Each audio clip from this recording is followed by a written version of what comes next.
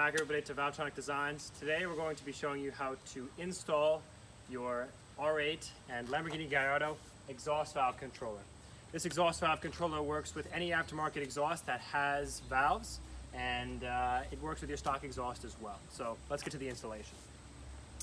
The first thing you want to do, and I apologize, this is the only thing we have that'll prop the cover up, is you're going to need to support the cover, because when you remove this gas strut from the hatch, the entire section is going to want to fall.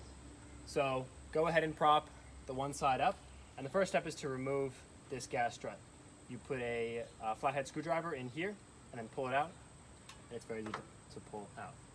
The next step is to remove the coolant cap, because we're going to be removing this panel to get to the valve controller. So go ahead and remove the coolant cap.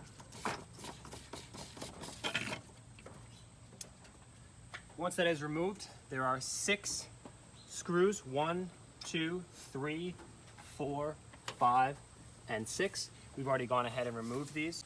Once you've removed the 6 bolts from the carbon fiber cover, go ahead and with the gas strut that you've already removed, grab some tape, duct tape, painter's tape, whatever you have, and take a pretty large piece off. Wrap it around the gas strut, and you're going to want to tape it to the car, because you don't want this falling and potentially damaging this very expensive carbon fiber piece. Once this is all out of the way, you can go ahead and remove the carbon cover. Remember that there is a engine bay light back here, so undo this connector, and then the entire carbon fiber piece will remove out as one. Once the carbon fiber piece is out, go ahead and reinstall your coolant cap, because we don't want anything falling in there during the rest of the installation process.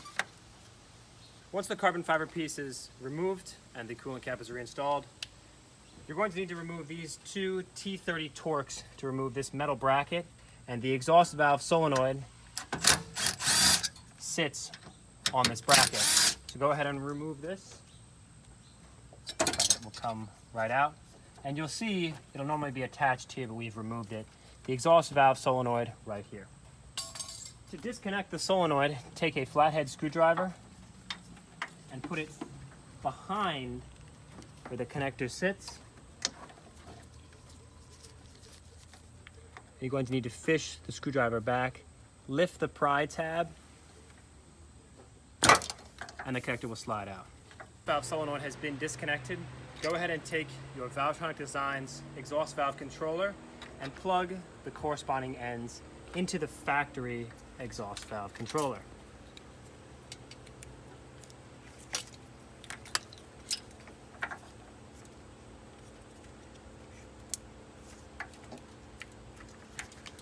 Once connected, this can sit behind, and then your last piece is to install your ground.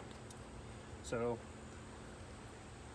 grab this bracket, holds one of those bolts that holds the carbon fiber shield on.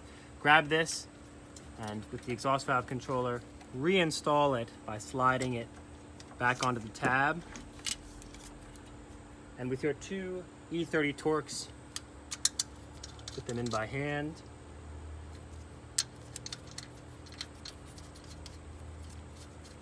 And then take your ground strap, put it under one of the bits. Don't make this too tight, there's no need. Make sure that the ground sits under that bolt. Tighten down. Now get back in the car and turn it into the accessory position. When you come back with your controller, you should hear the solenoid actuating.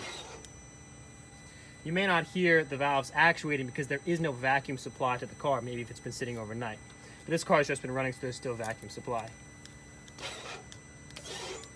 Once the installation portion of the controller has been complete, you're going to do the steps that you just heard in reverse to put all your carbon fiber pieces back on, the coolant cap, and reinstall the gas strut.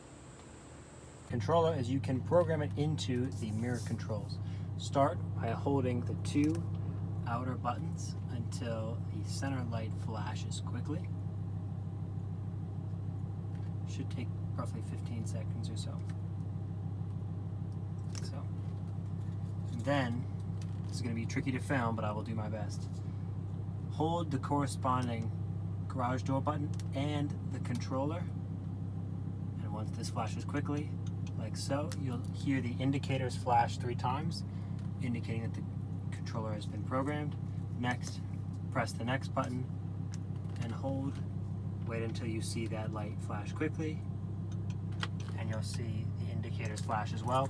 So now, instead of having to use the controller, you can use your garage door buttons.